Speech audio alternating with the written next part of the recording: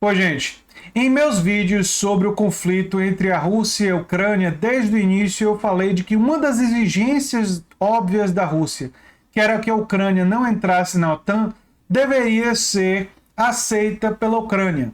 Pois bem, agora o presidente da Ucrânia diz claramente não podemos entrar na OTAN. Aliás, essa concessão à Rússia deveria ter sido feita desde o início, isso é um dos erros do Zelensky, né?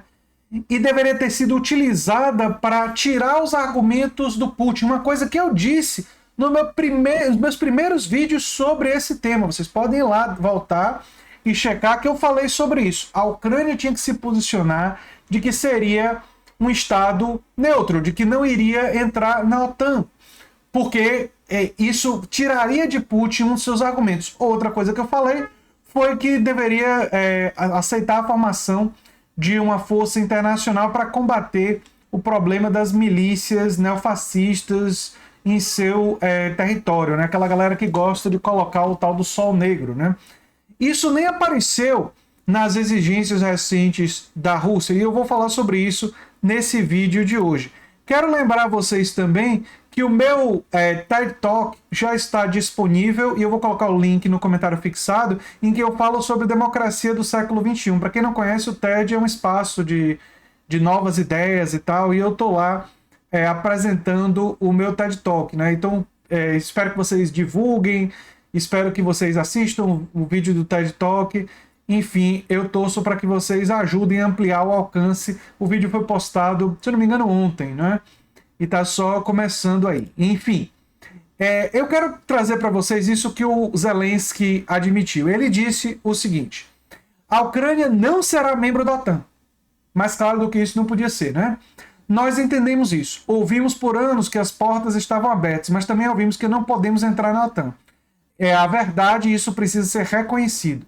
Ora, uma das exigências, eu vou puxar aqui as exigências da Rússia, né? Uma das exigências da Rússia é justamente mudar a Constituição para resguardar a neutralidade, o que na prática significa a Ucrânia se comprometer a ficar de fora da OTAN. Me parece que essa exigência, a Ucrânia pode se comprometer, pode mudar a Constituição e se comprometer a ser um Estado neutro, e essa é uma das exigências que eu acho que a Ucrânia não só deveria fazer, como a comunidade internacional deveria ter uma resolução dizendo, olha, a Ucrânia não vai entrar na OTAN, reconhecemos que colocar a Ucrânia na OTAN é uma coisa problemática, não é? A outra coisa que eu acho que a Ucrânia poderia fazer é reconhecer a Crimeia como território russo. Os russos já tomaram, isso já aconteceu, eles já estão lá com o território, a Ucrânia não vai retomar esse território, então reconhecer que é território russo, acho que seria apenas uma coisa que teria um custo baixo para eles poderiam fazer. As outras exigências da Rússia, que envolvem, aqui está como cessar a ação militar, mas significa praticamente eles cederem as armas e tal, essa exigência não é razoável, né? E reconhecer as repúblicas separatistas de Donetsk e Lugansk como territórios independentes, isso daí tem que ser uma negociação. Isso daí tem que ser negociado.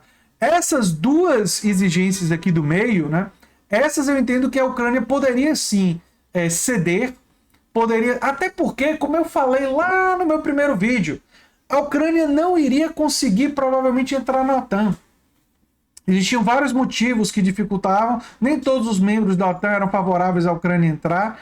Então, ele pressionar para entrar apenas iria aquecer a possibilidade de um conflito que acabou se materializando. Eu queria, inclusive, destacar que a situação se agrava e Biden diz que vai enviar tanques e armas à Ucrânia. Olha, isso começa a ficar muito perigoso, né? Fica muito perigoso os Estados Unidos se meter dessa forma, com armamentos.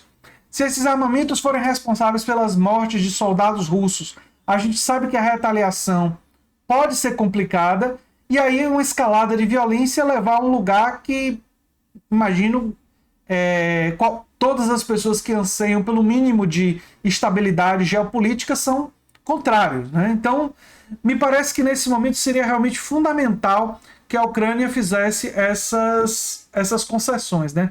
O presidente ucraniano pediu também maior apoio dos europeus para financiamento militar do país, Se não podemos entrar pela porta aberta, devemos cooperar com as comunidades que nos protegerão e nos darão garantias. Aí ele está com receio de, mesmo sem entrar na OTAN e mesmo fazendo outras concessões, do território ser anexado pela Rússia, né? E a Rússia meio que colocar um marionete seu no poder da Ucrânia, né?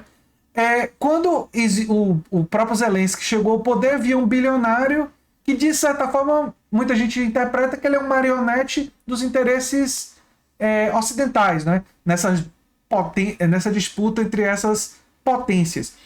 Eu entendo que o destino dos ucranianos deve ser decidido pelos ucranianos, né?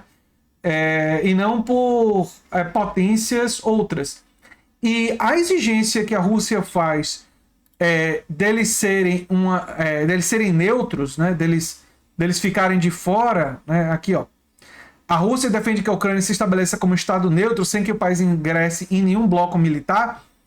Se isso garantir à Ucrânia a sua independência e a sua autonomia, eu entendo que é absolutamente legítimo. A Ucrânia deveria concordar com isso, mas deveria exigir em contrapartida, beleza, nós não somos um Estado neutro, nós reconhecemos a Crimeia, os outros aspectos ali em relação aos grupos, os estados separatistas, né, aqueles locais separatistas, a gente negocia, começa uma coisa diplomática para discutir isso, mas você também cessa o fogo, cessa bombardeios, para com invasão, não é? E aí a paz pode ser restabelecida. Eu torço desde o início para isso, né?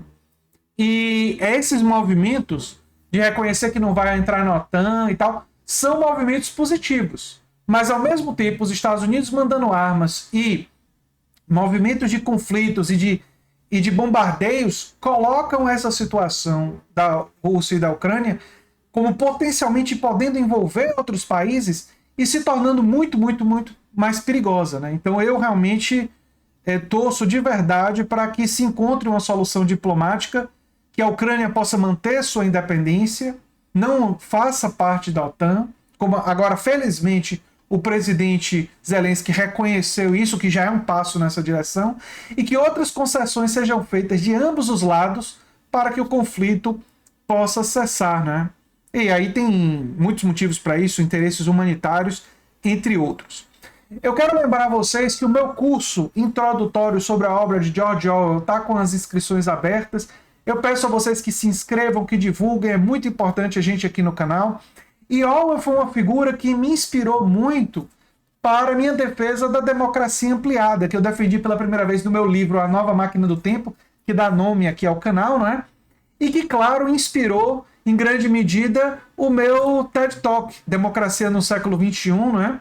Que agora está disponível para vocês e que eu espero que vocês também divulguem, também espalhem e assistam e conheçam, que foi uma experiência muito boa. Eu estou pensando, inclusive, em fazer uma live sobre esse TED Talk e contar um pouco sobre como foi essa experiência de fazer um TED Talk, né, no TEDx Rio Vermelho, né? Foi lançado ontem e eu gostaria muito de contar com a audiência de vocês nesse TED Talk. É isso aí. Eu sou André Teixeira Jacobina, você está na Nova Máquina do Tempo, um canal que defende democracia, ciência, né, em uma sociedade mais justa e mais igualitária. Essa é a nossa, digamos assim, missão desde a fundação do canal, desde a criação do canal, inspirado em muitos dos valores e princípios que eu pela primeira vez escrevi nesse livro aqui, A Nova Máquina do Tempo. Embora essa versão seja a versão de 2021, não é? O livro originalmente foi lançado em 2007, né? A primeira versão, a versão que vocês já viram aqui atrás algumas vezes. Um abração e até o próximo vídeo, gente. Tchau, tchau.